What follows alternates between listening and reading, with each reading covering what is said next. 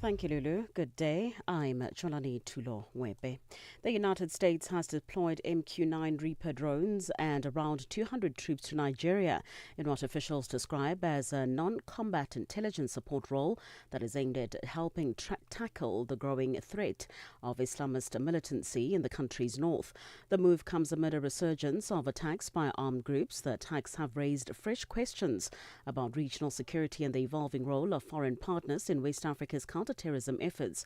Abuja-based security analyst Chidi Omeje. Nigeria needed their intervention at this level, given the fact that it has become almost intractable for the military here and, of course, the government that clearly lacks the political will to deal with the situation. So if the Americans are coming with their intelligence, with their, technology-led intelligence support and everything, then it will help Nigerians. But it's not as if that Americans are such a very good and supportive country that just want to come and help Nigeria. They have their own interest to pursue because they'll be looking for a place to anchor their intelligence in the Sahel. So this now gives them a perfect opportunity to have an anchor.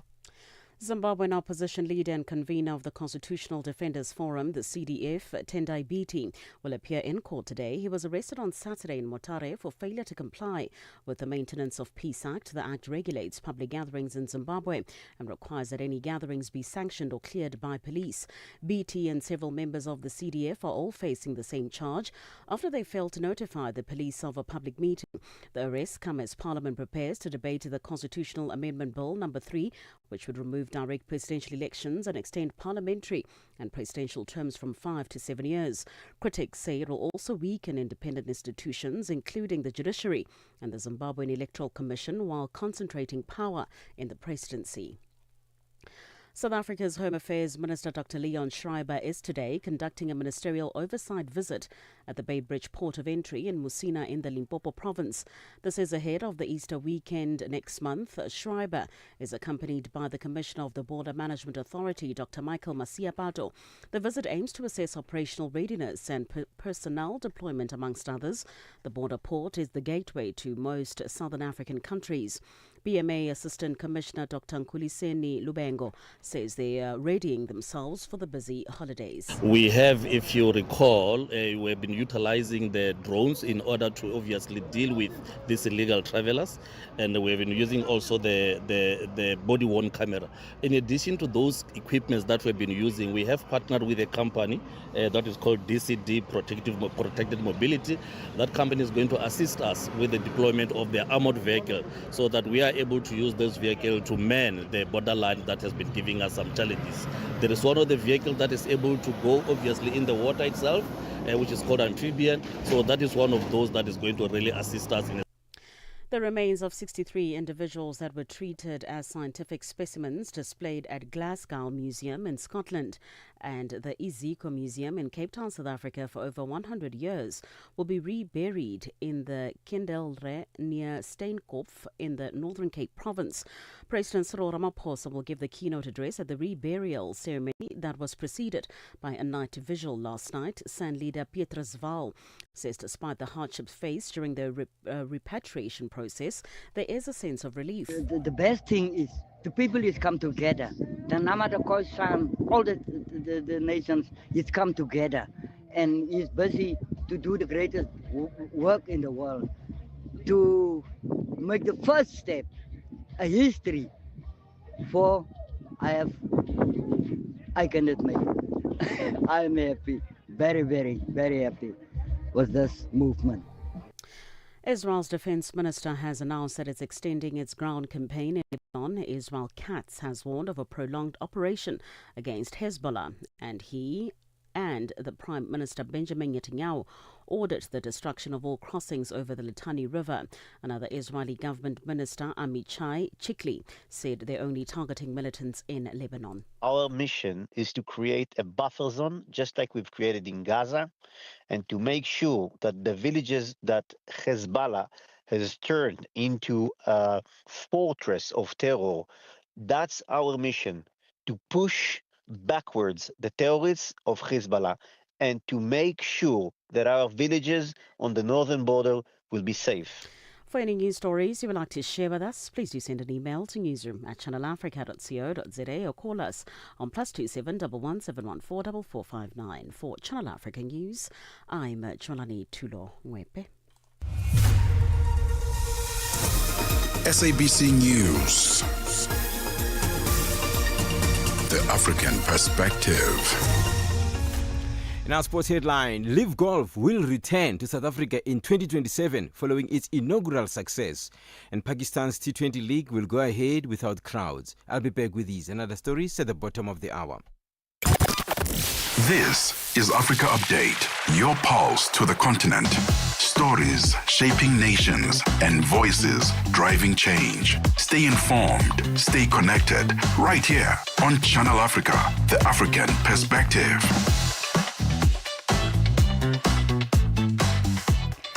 It is midday and this is Africa Update coming to you live from Johannesburg in South Africa. Coming up in this hour, Zimbabwean opposition leader and convener of the Constitutional Defenders Forum, Tendai Biti, was due to appear in court this morning, and there are growing calls in Nigeria for a major overhaul of the country's policing system as the insecurity continues to rise.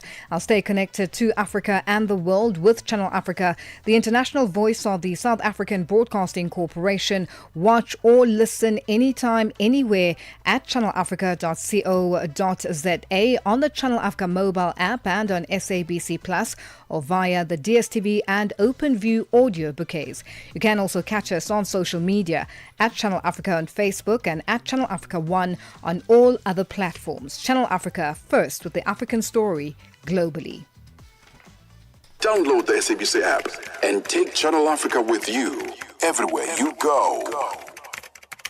Este é o Caleidoscópio de Canal África, com Remo Samo e João Yabalá.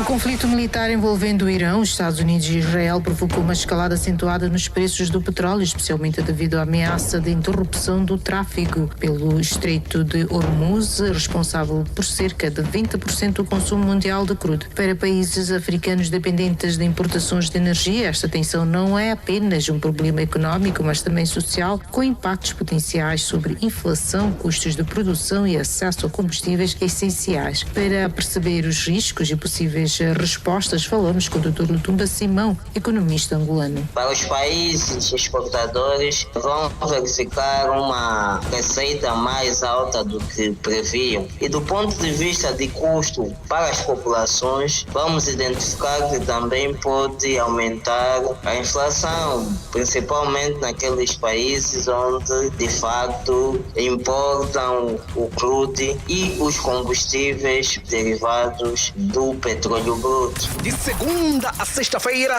das 20 às 21 horas locais, este é o Caleidoscópio de Canal África. Africa Update with Lulu Gaboo, 12 to 1 p.m. Central African Time.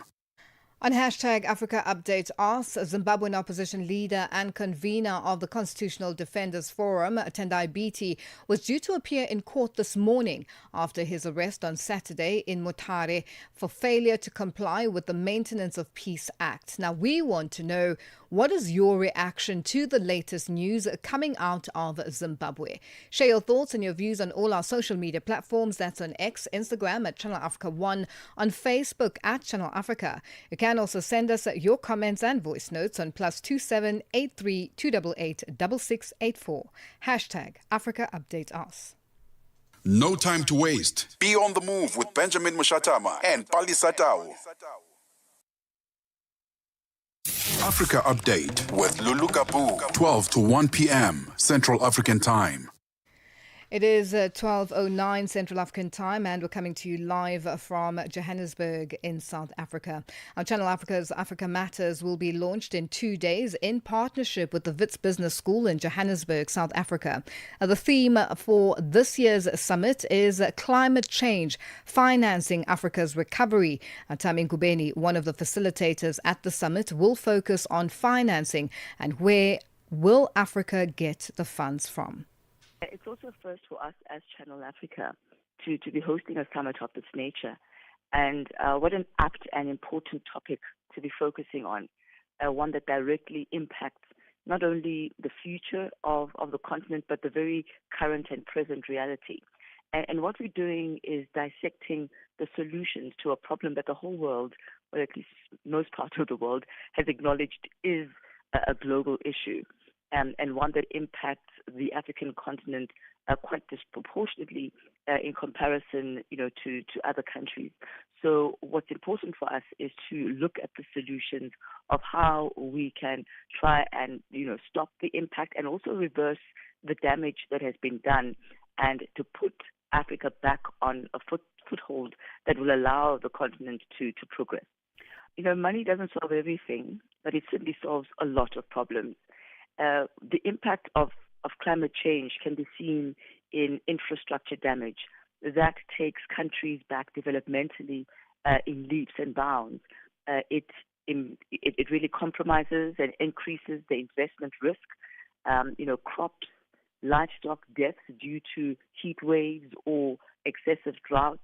So it is important to have the financing in order to mitigate all of the impacts of climate change, but also to see how can we future-proof the nation and how can we future-proof the continent from the effects of climate change, which we are seeing and which is devastating the entire continent. So we'll have various stakeholders who are going to be there, and we'll look at the solutions and the technologies that are currently available and those that are perhaps in development, and to see how finances can be funneled towards that direction in order to fund ourselves also internally as the continent, and not only rely on quote unquote what some countries look as charity, but in truth financing climate change as far as the African continent is concerned is not an issue of charity. It's an issue of justice, and it is an issue of compensation, because the continent only contributes apparently about 4% of the impact of global warming, and yet disproportionately we are affected. So it is really about justice. It's not about charity.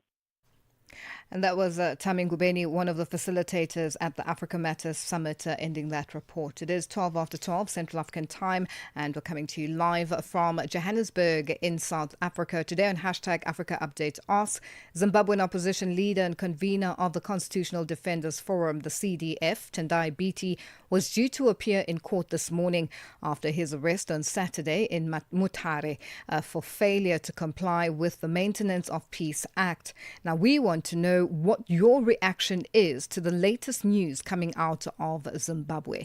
Share your thoughts and your views on all our social media platforms. That's on X, Instagram, at Channel Africa 1, on Facebook, at Channel Africa. You can also send us your comments and voice notes to +27 83 288 6684. Hashtag Africa Update Us. Get Channel Africa on DSTV Audio Bouquet. Channel 802. Africa Update with Lulu Gaboo, 12 to 1 p.m. Central African Time.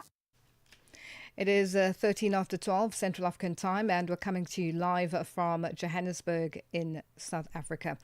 A lot happening in Zimbabwe, and we're trying to get a hold of our guest just to unpack exactly what has unfolded, whether BT has appeared in court, and what charges. Well, we know the charges, but we want to know what else he may be charged for with regards to his arrest. And we are hoping to speak to Defend the Constitution Platform convener Jameson Timber for him to be able to unpack that for us. It is 14 after 12 Central African Time. Este é o Caleidoscópio de Canal África, com Remo Samo e João Yabalá. O conflito militar envolvendo o Irão, os Estados Unidos e Israel provocou uma escalada acentuada nos preços do petróleo, especialmente devido à ameaça de interrupção do tráfego pelo Estreito de Hormuz, responsável por cerca de 20% do consumo mundial de crudo. Para países africanos dependentes de importações de energia, esta tensão não é apenas um problema económico, mas também social, com impactos potenciais sobre inflação, custos de produção e acesso a combustíveis essenciais. Para Para perceber os riscos e possíveis respostas, falamos com o Dr. Lutumba Simão, economista angolano. Para os países exportadores, vão verificar uma receita mais alta do que previam. E do ponto de vista de custo para as populações, vamos identificar que também pode aumentar a inflação, principalmente naqueles países onde, de facto, importam o crude e os combustíveis derivados do petróleo bruto. De segunda a sexta-feira, das 20 às 21 horas locais, este é o Caleidoscópio do Canal África. Africa Update with Lulu Gaboo, 12 to 1 p.m. Central African Time.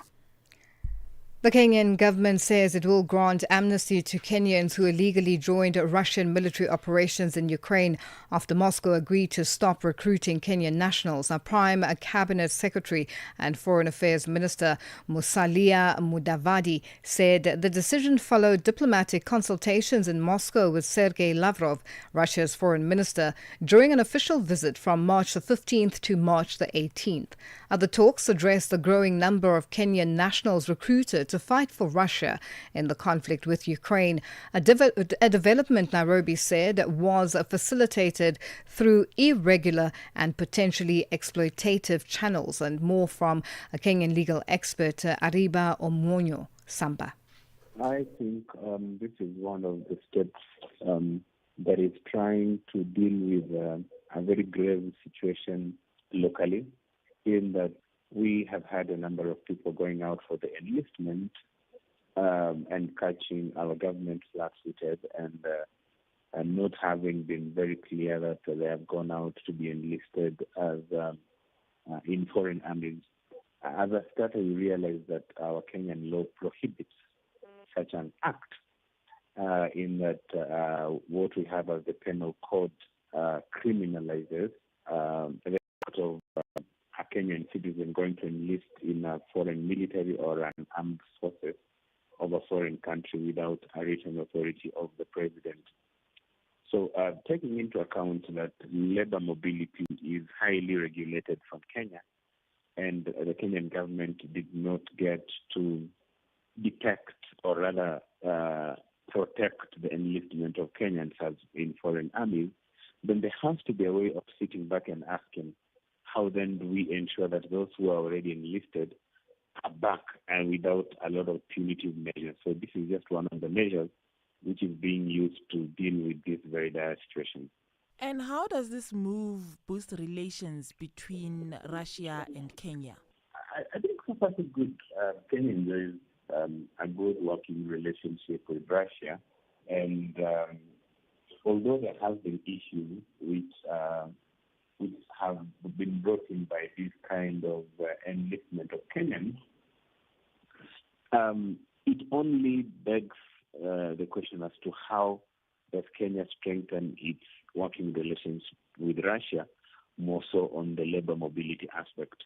It is going to make different stakeholders in the labor sector and, of course, the trade sector rethink and relook how people are moving in and out of Russia to Kenya and how people are moving in and out of Kenya to Russia, so that then we're able to safeguard the interests of Kenyans of these two countries.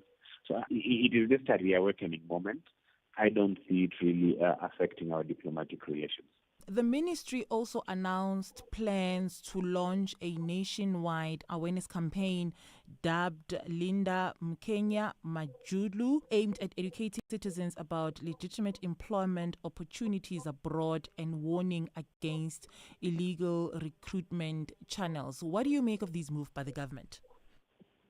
I don't think it's really a new move. Already in Kenya, we already have what we call the National Employment Authority.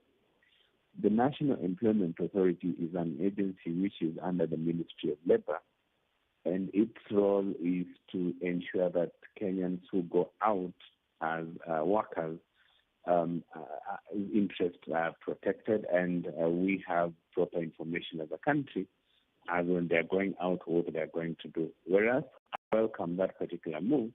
My question will probably be, how do we strengthen what we already have in terms of the Ministry of Labor and Social Protection, being the State Department of the State Department and the National Employment Authority, how then do they review what they are already doing before we can launch a new campaign?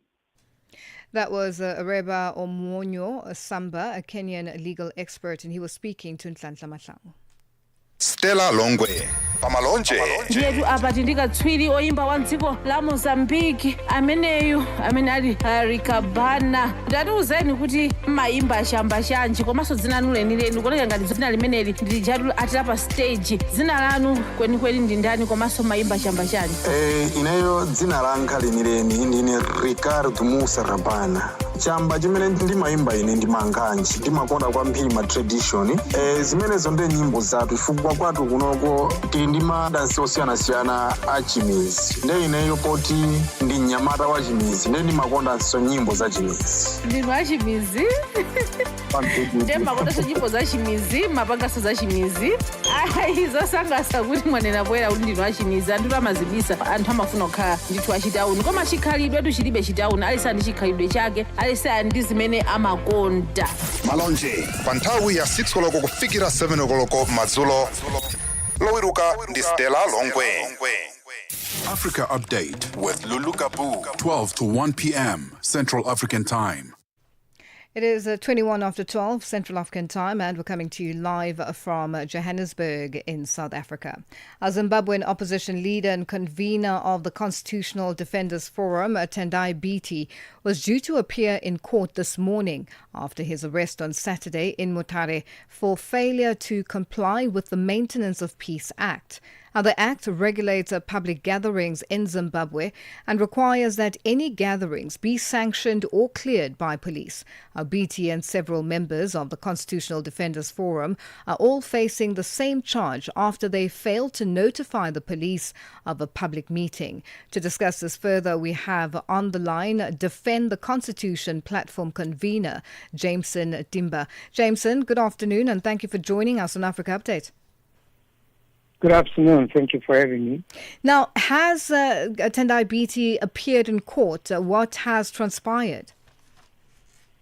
We are still waiting to get some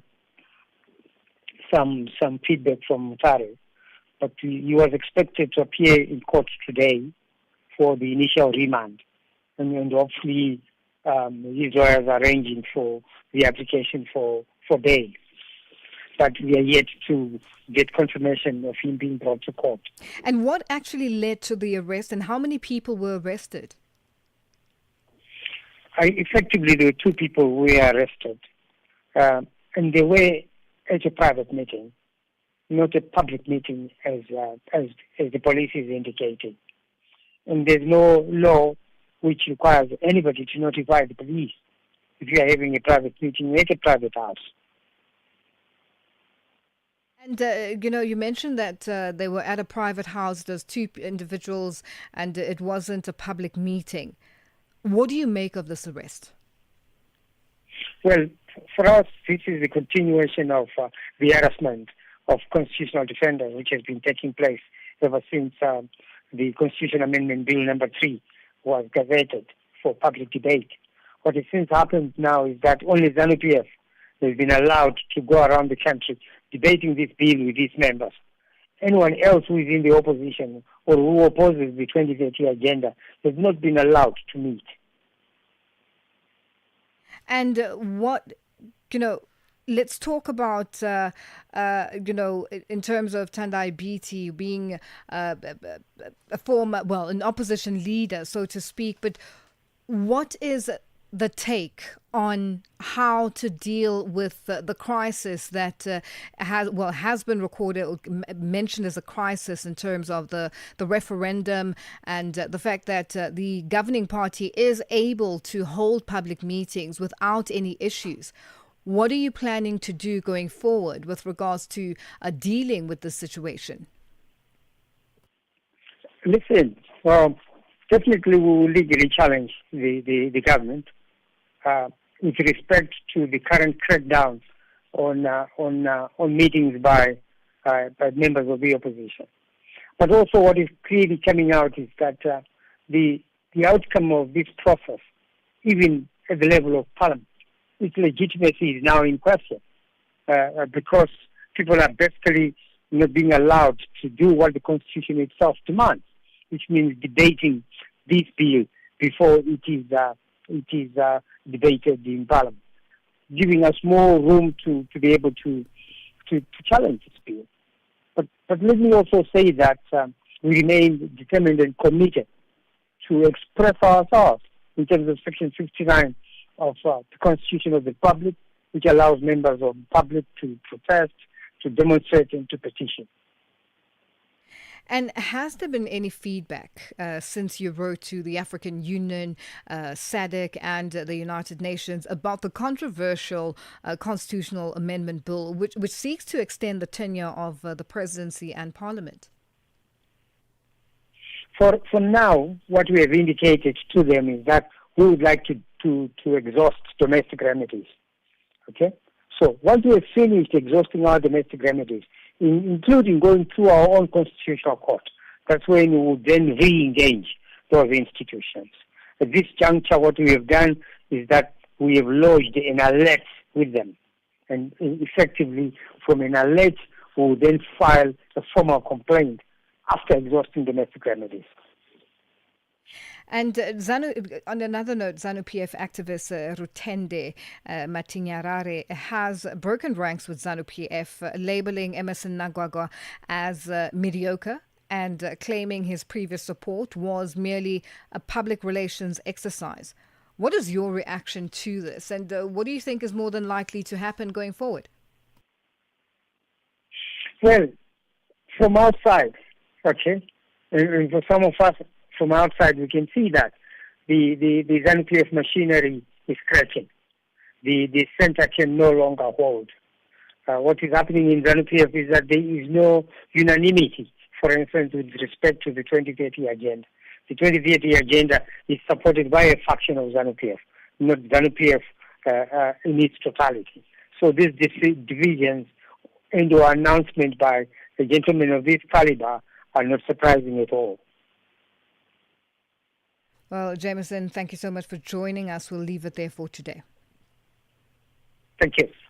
That's Defend the Constitution Platinum Platform convener Jameson Timber, and he was joining us on the line. It is 27 after 12 Central African time, and we're coming to you live from Johannesburg in South Africa.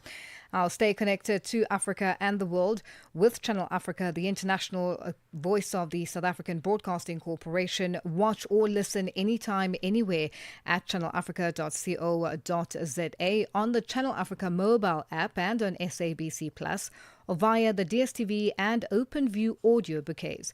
You can also catch us on social media at Channel Africa on Facebook and at Channel Africa 1 on all other platforms. Channel Africa, first with the African story globally.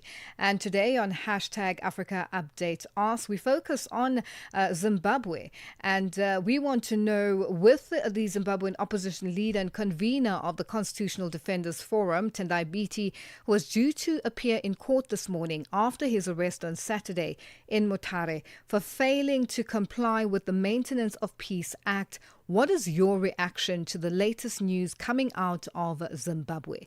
Share your thoughts and your views on all our social media platforms. That's on X, Instagram at Channel Africa 1, on Facebook at Channel Africa. You can also send us your comments and voice notes on +27 83 288 6684. Hashtag Africa Update Us.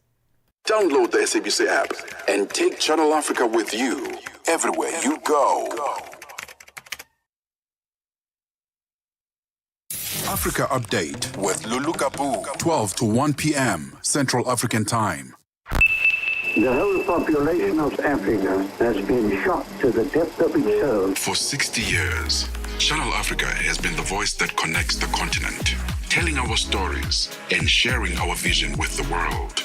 This year, we mark 6 decades of broadcast excellence. 60 years of stories, sound, and connection. 6 years of African conversations that matter. This is 60 years of broadcast excellence. Broadcast excellence. Rooted in Africa's heartbeat and looking boldly into the future. Join Channel Africa as we celebrate 60 years of broadcasting.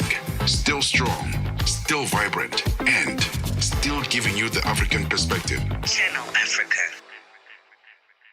Africa Update with Lulu Gaboo, 12 to 1 p.m. Central African Time.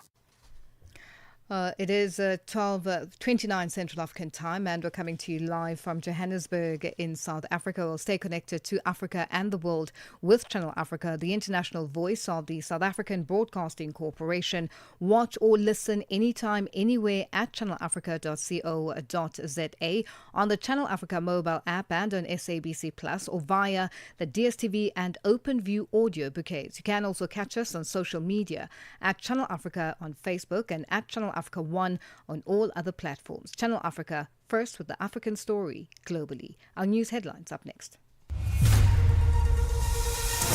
SABC News. Headlines. The African Perspective. Thank you, Lulu. Good afternoon. Making headlines. The United States has deployed MQ-9 Reaper drones and around 200 troops to Nigeria in what officials describe as a non-combat intelligence support role that is aimed to help tackle the growing threat of Islamist militancy in the country's north. South Africa's Home Affairs Minister Dr. Leon Schreiber is today conducting a ministerial oversight visit at the Bay Bridge port of entry in Musina in the Limpopo province. This is ahead of the Easter weekend next month. And finally, Hong Kong is giving its police significant additional powers to demand smartphone passcodes from residents. I will have details on these and other stories at 1 o'clock. SABC News. Headlines. The African Perspective.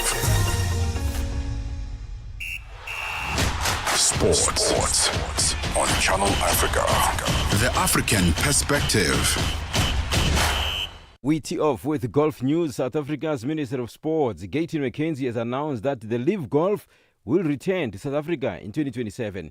Speaking at a press conference at Steyn City on the final day of the inaugural tournament in South Africa, Minister McKenzie, alongside Live Golf CEO Scott O'Neill, Southern Guards GC General Manager Richard Glover, and Steyn City Properties CEO Stephen Lowe, confirmed that the event will take place from the 22nd to the 25th of April 2027, once again at the club at Steyn City. An emotional McKenzie says the event showcased the country in a way he had never seen before. Live Golf is coming back next year. We are coming on the 22nd of April until the 25th of April, right here at Steyn City. Tickets are available from 11 a.m. today.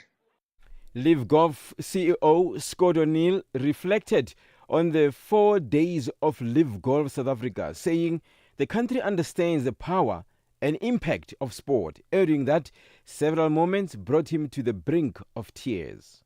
South Africa, maybe more than any place on the planet, understands the power and impact of sport. Sport absolutely brings people together, communities together, countries together to celebrate. We are so blessed to have the Southern Guard led by Richard Glover and all the incredible work he's done, and Louis and Charles and Gracie and Dean, who wear the flag on the back of their kit. There have been more than a few moments that have brought me to the brink of tears. And they're tears of love and joy and appreciation for something special. Like, this is a moment, but it's just the beginning. Now, England's Matt Fitzpatrick carried a final round 68, 3 under par, to clinch the PGA Tour's Valspar Championship in Palm Harbor, Florida. The Englishman was remarkably consistent throughout the final round after losing out at the Players' Championship to Cameron Young a week ago. And cricket news, South Africa's Proteas women all-rounder Annery Jackson has admitted that they were let down by their own poor fielding yet again as they lost the fourth T20 international against the New Zealand side in Wellington yesterday. South Africa went down by 6 wickets to the hosts, who took an unassailable 3-1 lead in the series with only one match to go. I think obviously disappointing losing. I thought we put on a par just above par score with a bat, and then maybe with a ball and in the field I thought we were a bit disappointing. I thought we missed our lines and lengths a bit with the ball, and obviously if you drop the amount of catches we did, it's very difficult to win a game of cricket. So some positives with the bat, but we'll definitely have to go back and have a look at what we did with the ball in the field. And finally, Pakistan's T20 League, the PSL, will go ahead without crowds at only 2 venues due to the ongoing fuel crisis triggered by the US and Israel's war with Iran. The 8-team competition, scheduled from the 26th of March to the 3rd of May, will now be staged solely in Lahore and Karachi, with Faisalabad, Multan, Rawalpindi and Peshawar missing out. For any sports stories you'd like to share with us, please send an email to newsroom@channelafrica.co.za or call us on +2711 714 4459. This is Channel Africa Sport with me, Figile Ngwadi. Sports on Channel Africa. The African Perspective. Você é fluente em português? É apaixonado por rádio e quer trabalhar na África do Sul? Você tem documentos que o qualificam para trabalhar na África do Sul? Nesse caso, podemos ter uma oportunidade para você trabalhar no Canal África. Envie seu currículo e demonstração para Canal África @ newsroom@channelafrica.co.za. Lembre-se, se você não receber alguma resposta nossa em 14 dias, isso significa que você não foi selecionado. Canal África, a perspectiva africana. The whole population of Africa has been shocked to the depth of its soul. For 60 years, Channel Africa has been the voice that connects the continent, telling our stories and sharing our vision with the world. This year, we mark 6 decades of broadcast excellence. 60 years of stories, sound, and connection. 6 years of African conversations that matter. This is 60 years of broadcast excellence. Rooted in Africa's heartbeat and looking boldly into the future. Join Channel Africa as we celebrate 60 years of broadcasting. Still strong, still vibrant, and still giving you the African perspective. Channel Africa. Broadcasting in 5 different languages, connecting the continent. This is Channel Africa, the African perspective.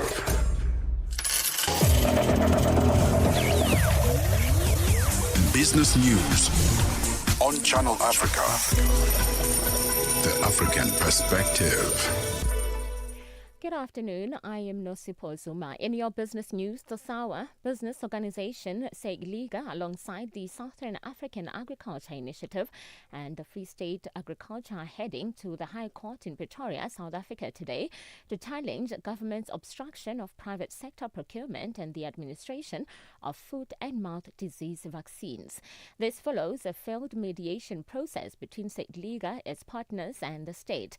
The organizations are seeking an interdict to prevent government from blocking private individuals and entities from administering registered or authorized FMD vaccines to livestock. President of Free State Agriculture, Francois Vilken. What we are challenging is the fact that the private sector and private stock owners want to vaccinate their cattle with legalized vaccines that be imported by private laboratories. The state at this stage also use those vaccines, and that is why we can't understand why the minister and the state don't want the assistance from the private sector to cure this foot and mouth disease in the country.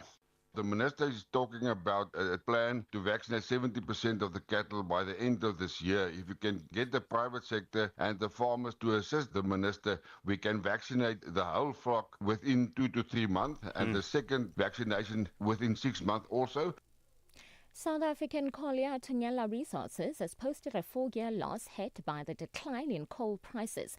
Now, the thermal coal exporter reported a headline loss per share of 37 US cents in the year ended December the 31st from headline earnings per share of $1.50 the previous year. Despite the loss, the company says it has met cost control guidance with strong operational performance and productivity improvements in South Africa.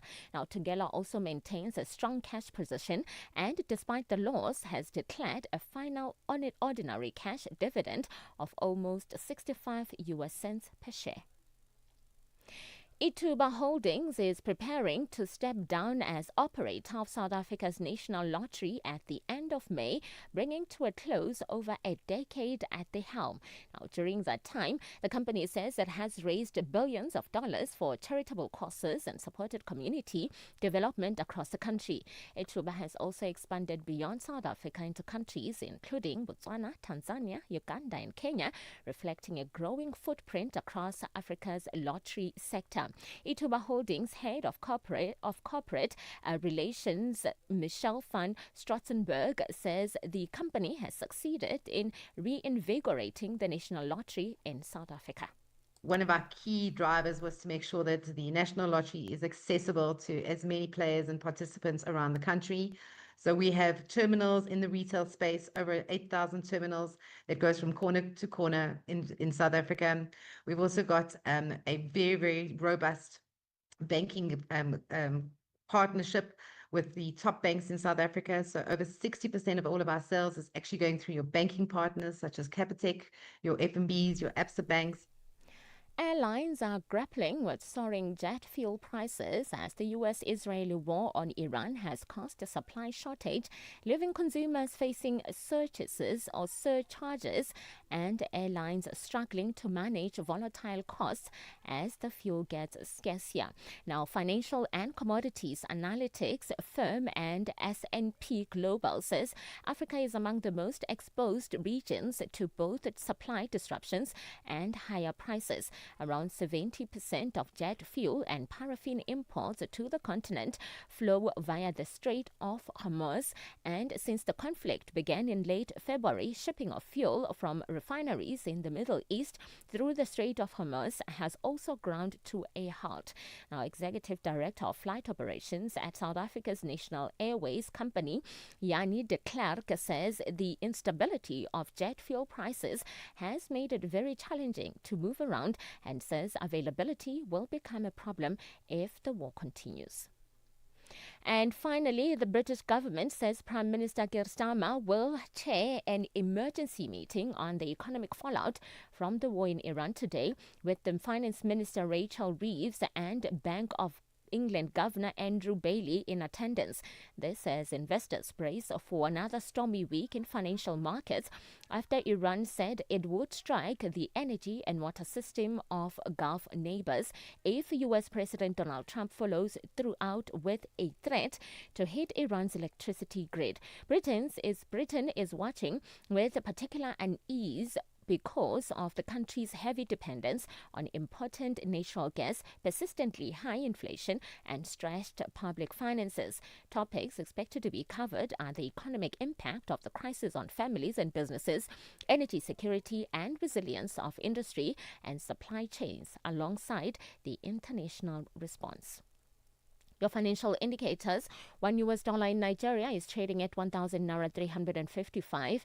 In Botswana is 13 Pula 49. Kenya, the dollar is trading at 128 shillings 60. And in Zambia is 19 Kwacha 54. The BRICS countries: $1 in Brazil is trading at 5 Rupee 31. Russia is 83 rubles 11. India is 93 rupees 48. China is 6 yuan 89. And in South Africa, $1 is trading at 17 rand. $1 is trading at 74 pence to the British pound and 86 to the euro. Looking at commodities, gold is trading at $4,293 and platinum at $1,802 per ounce, while the price of Brent crude oil is at $113.14 a barrel. Now, for any business news stories you would like to share with us, please send an email to newsroom@channelafrica.co.za or call us on +27 11 714 4459. For Channel Africa Business, I'm Nosipho Soma.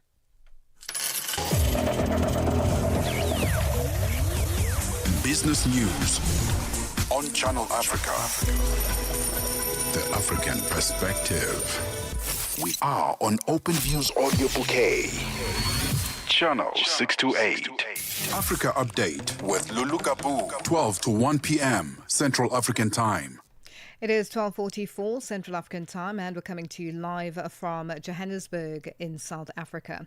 There are growing calls in Nigeria for a major overhaul of the country's policing system as insecurity continues to rise. Now, experts and stakeholders are advocating for a shift from a force-based model to a more community-oriented approach, one that builds trust, improves accountability, and strengthens relationships between the police and the public. Our key proposals include the introduction of state policing, better training and welfare for officers, and the use of technology to curb brutality and rebuild confidence in law enforcement. And to unpack this, we are joined by Frank Tiete, a legal expert and social justice advocate in Nigeria. Frank, good afternoon, and thank you for joining us on Africa Update. Good afternoon, and my pleasure. Now, Frank, how would you describe the current state of policing and security in Nigeria? I remember you've highlighted it a number of times, and just why is there such urgency now for police reform? Well, apart from human rights abuses that have been characterized, for the policing system in Nigeria, right now the country is faced with the worst insecurity situation it has ever had in its history. The insurgents, bandits, and kidnappers have been on the rise against the entire population, from the north to the south, and from the west to the east. It has been a tale of insecurity. We've witnessed a situation of total ineffectiveness on the part of the Nigerian police, over these years in stemming the tide of high crime. The policing system as we have it now is ineffective. It's incapable of tackling crime, and we all know it. We just don't have the courage until now to say, let's do something about it. The policing system in our country appears to serve the interest of those in power, and not at all serve the interest of those who are ordinary citizens, or except the rich. So it's so urgent, especially now that we are approaching elections. Right now, there are only the few state capitals that are safe. The rural areas in Nigeria are clearly unpoliced. Therefore, you see insurgents, bandits, and kidnappers raiding every now and then. Look at the news in Nigeria. You hear about people dying every day, and I'm not exaggerating, because there is not an effective security system. And we think that police reforms is a good place to start from. A community-oriented policing system. Will this actually work? It will not work.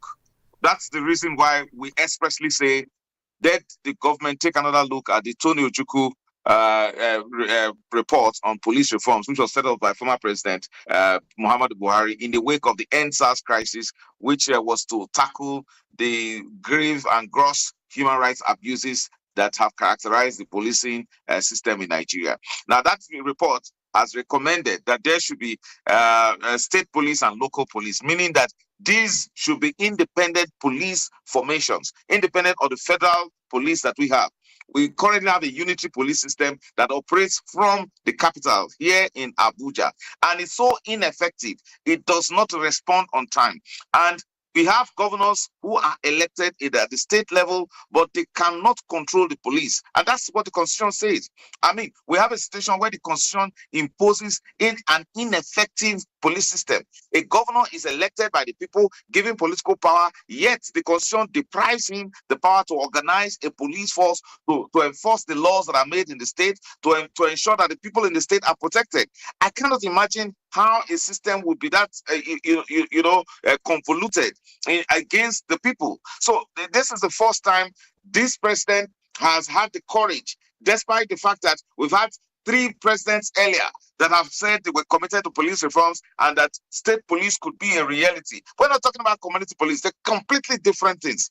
Community police is they still makes the federal government police in charge of states. No, the federal government should mind its business, take care of the FCT, and where it is absolutely necessary, it can now cooperate with the state governments in policing the states that make up Nigeria. You don't ever think that one police formation in Abuja will be responsible for over 220 million people in population. And we're talking about a police force that is less than 400,000. To be specific, 300,000 in number cannot effectively police a people of 220 million. And that's the problem.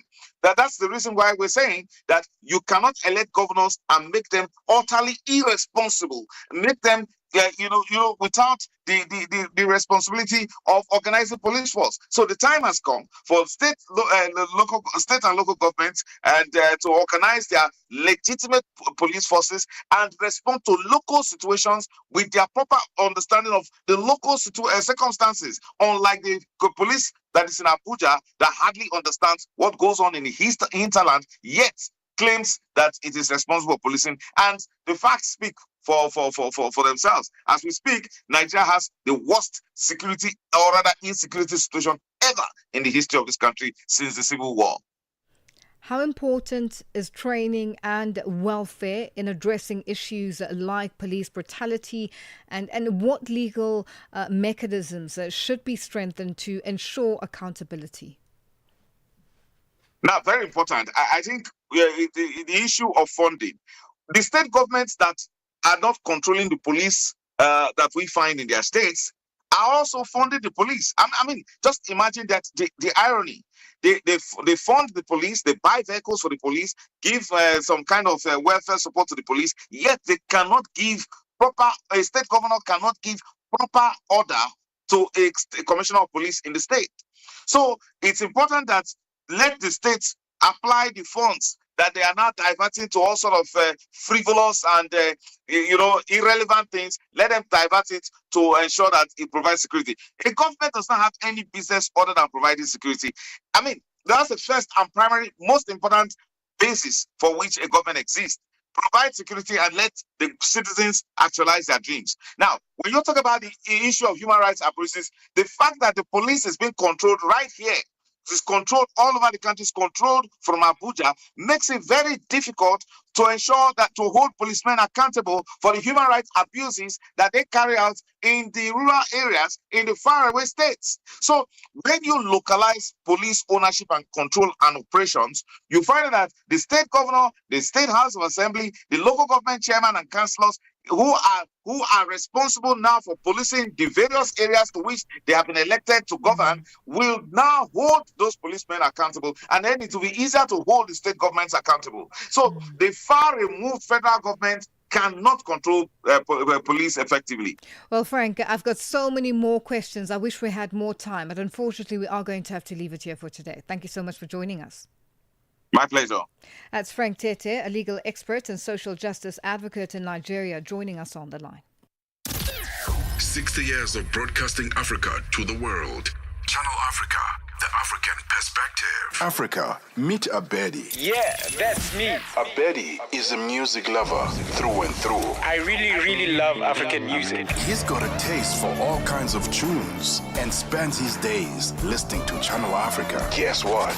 He didn't know. Okay. Channel Africa wants to help Abedi and all music lovers everywhere to discover even more incredible music. That is why Channel Africa is calling on all African musicians to submit their music. Musicians, remember to give us all your relevant information. Make your submissions at music@channelafrica.co.za. Submissions are your chance to be heard on radio. But sadly, they do not guarantee that you will be playlisted. All submissions will be carefully reviewed to see if they meet our station's requirement. Channel Africa, the African perspective. Africa Update with Lulu Gaboo, 12 to 1 p.m. Central African Time. Well, the Upside team is here. Debukele Kuleni has joined us, and we say happy Monday. Happy Monday, Lulu. How are you doing? I'm good, and you? I leave for just about 2-3 days. World is upside down. I hear there's a Nigerian king in the Eastern Cape. So much happening. So much happening. Here's what's coming up on the Upside this afternoon. We talk about how FIFA will be taking the World Cup to TikTok. I mean, everyone is on their phones now, Yeah, right? I know, it's true. So now everyone will get access to the FIFA. How is it going to work from a marketing and advertising revenue generation point of view? We are yet to find out, but it's a very exciting time to be a youngster and have TikTok, because you go to watch the FIFA World Cup. And then we talk about the South African property market, as it, it's growing exponentially, and over the year, or in the year 2026, great expectations. But amidst the wars and the oil right now, and the rand, could those steal the momentum of the surging market? And then we get into conversation with SA Books Online, who will be hosting a crucial dialogue on the future of African publishing at the UJ, University of Johannesburg campus. That's all coming up on the Upside. That's the Upside coming up at the top of the hour with Debohole Kuleni and Matseko Musito. We continue on Africa Update. No time to waste. Be on the move with Benjamin Mushatama and Pali Satau. Africa Update with Lulu Gaboo, 12 to 1 p.m. Central African Time. As the world observes World Optometry Day, South Africa's Department of Health says awareness needs to be raised about the importance of routine eye examinations. This year's theme, A Shared Vision, Collaboration in Global Eye Care, highlights the importance of cooperation across the health system to meet growing vision needs, in line with the World Health Organization's focus on accessible eye care. The department spokesperson, Foster Mohale, is urging the public to prioritize regular eye examinations and take proactive steps to protect their vision. Therefore, the department urges members of the public to go for regular eye examinations, not just for vision correction, but also for early detection and effective management of eye conditions like cataract, glaucoma, and age-related macular degeneration before they cause permanent vision loss or blindness. Optometrists remain essential healthcare professionals who provide comprehensive eye care, diagnosis, treatment, and management of eye diseases. Therefore, your eyes remain an important part of your health. Some of the common symptoms of eye problems include blurred vision, redness, persistent pain, light sensitivity, itching, and floaters. Therefore, controlling blood sugar levels is key to preventing diabetic retinopathy, which is a serious diabetes complication mainly caused by high blood sugar with the potential to damage retinal blood vessels, leading to vision loss. Other risk factors contributing to eye problems include smoking, poor diet, lack of regular physical activity, not wearing sunglasses. Therefore, exercise and healthy diet help control blood pressure, blood sugar, and also reduce risk factors associated with vision loss. That was South Africa's Health Department spokesperson Foster Mohale. Now, South Africans banded together to donate money to a little boy from George in the country's Western Cape province who made headlines recently following a viral video allegedly showing him being humiliated at school on Pi Day. An influencer started the campaign after seeing the video. It showed the child's classmates at the Tembaletu primary school enjoying the treat while he shields his face from the camera. The teacher who took the video has since been suspended. Segri Chetty has more. The handover was a generous outpouring of love and support. The Mandisi Chingana Foundation presented the family with 60,000 rand to the Marlon Meyer Education Trust. The funds will be held in the trust to support the 8-year-old and his 10-year-old brother. The family were joined by community members. The child's mother has thanked all donors. We are glad and we appreciate everyone who looked inside their hearts and thought that they had to do something like this. When I think of it, it's like there wasn't a force to do something like that, but people were thinking from their side and was feeling the pain. I'm very grateful for them. We appreciate everyone. The Mandisi Chingana Foundation says they wanted to bring dignity back to the family. Foundation spokesperson Sibusiso Mpongwana. We've got a role to protect children. The Constitution is very clear, Jehovah. We must make sure that we don't degrade, and we saw the child being degraded. So we thought we should come Sizo Chinji narrative, because that's why we exist. What brought us here is love, I think, because what drives us as the Mandisi Chingana Foundation is love. We've spoken to the parents, we've identified the needs, and then we've discussed and reached an agreement. But what we've done is that we've set up a trust. Both the family and the foundation hope that going forward, people will be more sensitive to issues like this and also use social media more responsibly. I'm Segwi Chetty and George in the Western Cape. And that's how we wrap Africa Update on this Monday. Continue with us on all our social media platforms, and let's do this again tomorrow. Bye-bye. We are on OpenView's audio bouquet. Channel 628. Download the SABC app and take Channel Africa with you everywhere you go. It's gone 1 p.m. Central African time. A big thank you to Lulu Gaboo and team. Join them again tomorrow, same time, same place. It's now time for The Upside from 1 p.m. to 4 p.m. Central African time with me, Tebohole Kuleni and Matseko Mosito. But first, let's get the latest news. SABC News. The African Perspective.